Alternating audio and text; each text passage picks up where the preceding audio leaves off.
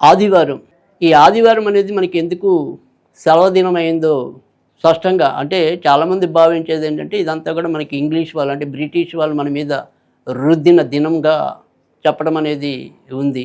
కానీ నిజానికి ఏంటంటే ఏదైతే హిందూ ధర్మం అనేది ఉందో, ఏదైతే మన సనాతన ధర్మం అనేది ఉందో దాంట్లో చాలా అత్యంత గౌరవించవలసిన రోజుగా ఆదివారాన్ని పరిగణించడం అనేది కూడా ఉంటుంది. ఎందుకంటే మనకి ఆదివారం నుంచే వారాలు బిగిన్ అవటం అనేది ఉంటుంది. అంటే ఆదివారం సూర్యుడితో ప్రారంభమై శనివారం శనితో ముగియటం అనేది ఉంటుంది. ఇది మన యొక్క పద్ధతి. ఎందుకంటే మనకి గ్రహాలన్నిటిలోకి కూడా రాజు రవి అవటం కనుక ఆదివారం అనేది మనం ఖచ్చితంగా ఎటువంటి పనికైనా సరే వర్జనీయంగానే ఎక్కువ మంది చెప్పడం అనేది. అంటే ఏదైనా సరే మనం చేసేది మాంసాహారం అనుకోండి, ఆ మాంసాహారం ఎట్టి పరిస్థితుల్లో కూడా ఆదివారం నాడు భుజించకూడదు. అలాగే ఆదివారం నాడు తైలం నెత్తికి అంటే శిరస్సుకి తైలాభ్యంగన స్నానం అంటాం మనం దాన్ని అచ్చ తెలుగులో. ఆ రకంగా నూనె అనేది శనికి సంబంధించింది కనుక ఆదివారం నాడు మనం తైలం ఎప్పుడు కూడా నెత్తిన రాసుకోకూడదు. అంటే స్నానం చేయటం గురించే కాదు, కొంతమంది ఇప్పుడు మనం కొబ్బరి నూనె రాసుకునే అలవాటు ఉంటుంది కురులకి. ఆ రకంగా కూడా ఈ ఆదివారం నాడు ఎప్పుడు కూడా తైలం అనేది నెత్తికి తాకిచ్చకూడదు. ఇది కూడా మనకి హిందూ ధర్మం చెప్పిన విధానం. తర్వాత వచ్చేప్పుడు ఆదివారం సాధ్యమైనంత వరకు కూడా నల్ల బట్టలు ధరించకూడదు. ఎందుకంటే నల్ల బట్టలు అనేది శనికి సంబంధించింది కనుక మనం ఆ రోజు ఈ నల్ల బట్టలు వర్జించడం అనేది అవసరం. ఇక ఈరోజు ఎప్పుడైనా సరే ముఖ్యంగా లేత రంగు, లేత ఆకుపచ్చ కానీ, తర్వాత లేత గులాబీ రంగు కానీ, కొంతవరకు గోధుమ రంగు కానీ, తెల్లటి తెలుపు కానీ ఈ రకమైన దుస్తులు ధరించినట్టయితే కనుక ఆ సూర్య భగవానుడి యొక్క అనుగ్రహం కూడా మనకి మరికొంత తొందరగా రావటం అనేదే కాకుండా ఇలాంటి దుస్తులు ధరించడం వల్ల సాధారణంగా సూర్యుడికి మనకి తెలుసు ఆ వేడిమి అనేది ఒక్కొక్క సమయంలో ఒక్కొక్క రకంగా పెరుగుతూ రావటం లేదా తగ్గుతూ రావటం అనేది.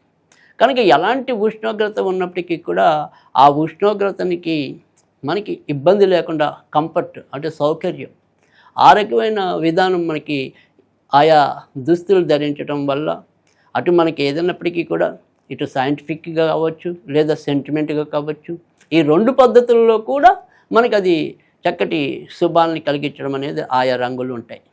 ఇక తర్వాత కొంతమంది ఏదైనా సరే ఎవరిలలో అయినా సరే పోయిన వాళ్ళని మనం పలకరించడం, అది ప్రత్యక్షంగా వెళ్ళి పలకరించడం అవ్వచ్చు లేదా ఇవాళ మనం ఫోన్లలో కూడా పలకరించడం అనేది కావచ్చు.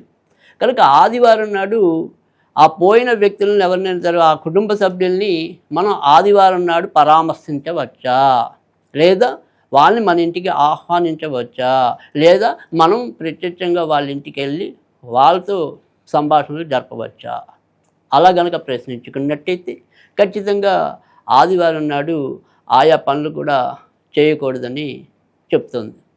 ఇక అలాగే ఆదివారం నాడు మనకి అందరికీ కూడా చాలామందికి సాధారణంగా రెండు ఇబ్బందులు తరచూ అందరూ చేసే వాటిలో ఒకటి ఈరోజు ఎన్వి తినే వాళ్ళందరూ కూడా నాన్ వెజ్ అనేది ఎవరైతే ఉంటుందో ఆ మాంసాహారం భుజించడం అనేది ఒకటి, మరి సెలవు రోజు కాబట్టి తీరిగ్గా మరి శూరకర్మ చేయించుకోవటం అనేది ఒకటి.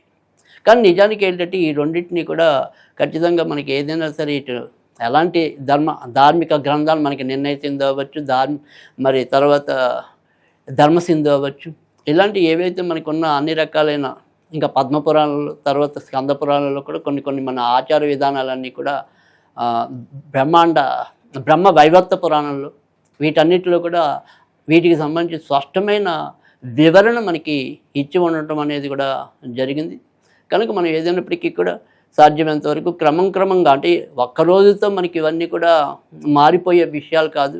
సాధ్యమైనంత వరకు కూడా అంటే మాంసం తినాలనుకున్న వాళ్ళు తినండి, కానీ సాధ్యమైనంత వరకు ఆదివారం కాకుండా వేరే రోజులు క్రమంగా మనం ఎంపిక చేసుకున్నట్టయితే కనుక మనం సూర్య భగవాన్ని గౌరవించినట్టు అవుతుంది. ముఖ్యంగా సూర్యుడు మనకి ప్రత్యక్ష దైవం, అంటే మిగతా దేవుళ్ళు ఉన్నారు మనం లేరు అనే దాని మీమాంస నమ్మే వాళ్ళకి నమ్మటం లేదా నమ్మకపోవటం, కానీ సూర్యుడు ఉన్నాడు అనేది యథార్థం. సూర్యుడు యొక్క రశ్మి వల్ల మనకి విటమిన్ డి అనేది లభించడం అనేది యథార్థం. కనుక సూర్యుడు మనకి అన్ని రకాల కూడా ఆరోగ్య సంపద ఇచ్చే దైవం. కనుక ఆయా రోజుల్లో ఈ రకంగా మనం జాగ్రత్త తీసుకోవటం అనేది అవసరం.